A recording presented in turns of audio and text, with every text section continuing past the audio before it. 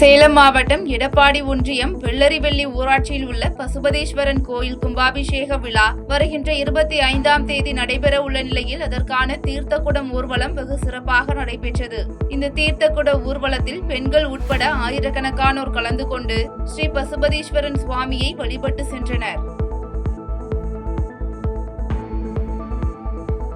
திருப்பூர் கொளத்துப்பாளையம் பேருந்து நிறுத்தம் அருகே பறக்கும் படையினர் வாகன சோதனையில் ஈடுபட்டிருந்த போது கொடைக்கானல் அண்ணா நகரைச் சேர்ந்த ரமேஷ் என்பவரிடம் உரிய ஆவணங்களின்றி 50,009 ரூபாய் ரொக்கப்பணத்தை பறிமுதல் செய்தனர். பின்னர் பறிமுதல் செய்யப்பட்ட பணம் தாராபுரம் தாலுகா அலுவலகத்திற்கு கொண்டு செல்லப்பட்டு வருவாய் கோட்டாட்சியரின் நேர்முக உதவியாளர் சைலஜாவிடம் ஒப்படைக்கப்பட்டது.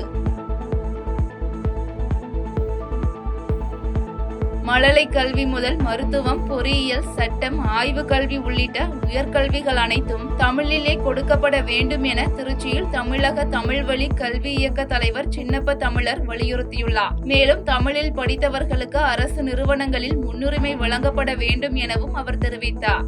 இங்கே மழலை கல்வி முதல் உயர்கல்வி வரை அனைத்தும் தமிழில் வர வேண்டும் என்று சொல்கிறோம். அதற்கு பல முறை விளக்கம் சொல்லியிருக்கட்டும். ஏனென்றால் இது தமிழ்நாடு, பாண்டிச்சேரி, இங்கே ஒரு சட்டமன்றம் இருக்குது, அங்கே ஒரு சட்டமன்றம் இருக்குது. அந்த மன்றத்துகளிலே இன்றைக்கு இந்த கல்வியை, தாய்மொழி கல்வியை கொண்டு வர வேண்டும் என்று சொல்லுகின்றோம்.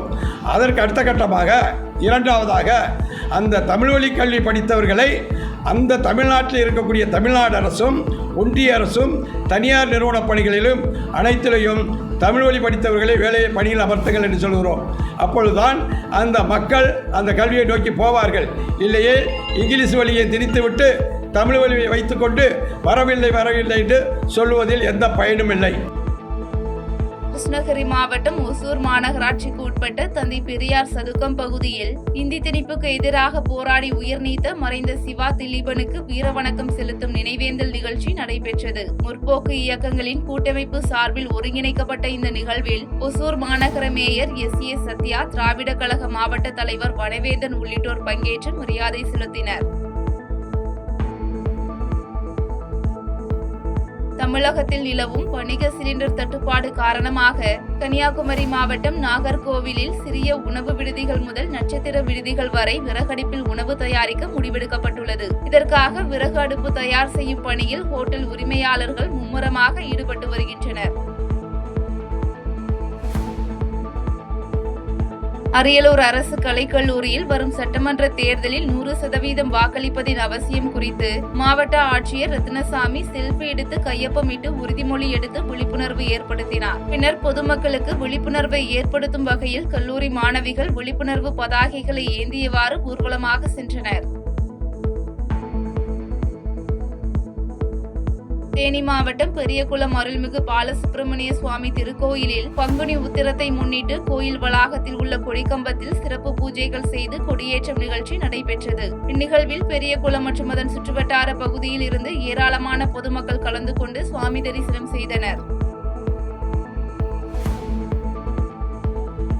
வேலூரில் மாற்றுத்திறனாளிகள் 100% வாக்களிப்போம் என்பதை வலியுறுத்தி விழிப்புணர்வு ஊர்வலம் மற்றும் கையெழுத்து இயக்கத்தை மாவட்ட ஆட்சியர் சுப்புலட்சுமி துவக்கி வைத்தார். இதனைத் தொடர்ந்து மாவட்ட ஆட்சியர் அலுவலகத்தில் நடைபெற்ற கூட்டத்தில் பேசிய தேர்தல் பார்வையாளர்கள் வாக்குப்பதிவு நேர்மையாகவும் வெளிப்படையாகவும் நடக்கும் என்றும் வாக்குப்பதிவு இயந்திரங்களில் முறைகேடுகள் செய்ய முடியாது என்றும் தெரிவித்தனர்.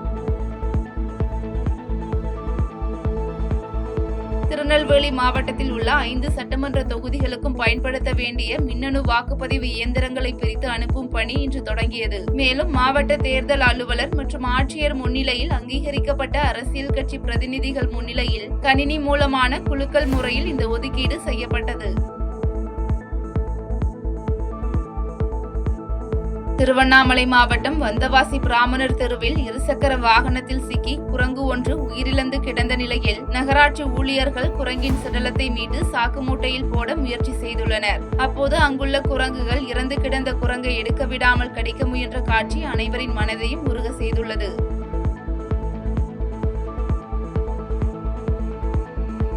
செய்திகளை உடனுக்குடன் தெரிந்து கொள்ள கீழ்கண்ட கேபிள் மற்றும் DTH நெட்வொர்க்குகளில் எம்நாடு செய்தி தொலைக்காட்சியை காணுங்கள். பாதகம் செய்பவரை கண்டால் நாம் பயம் கொள்ளலாகாது பாப்பா. மோதி மிதித்து விடு பாப்பா, அவர் முகத்தில் உமிழ்ந்து விடு பாப்பா. அண்மை செய்திகளை உடனுக்குடன் தெரிந்து கொள்ள இணைந்திருங்கள் எம் நாடு தொலைக்காட்சியுடன்.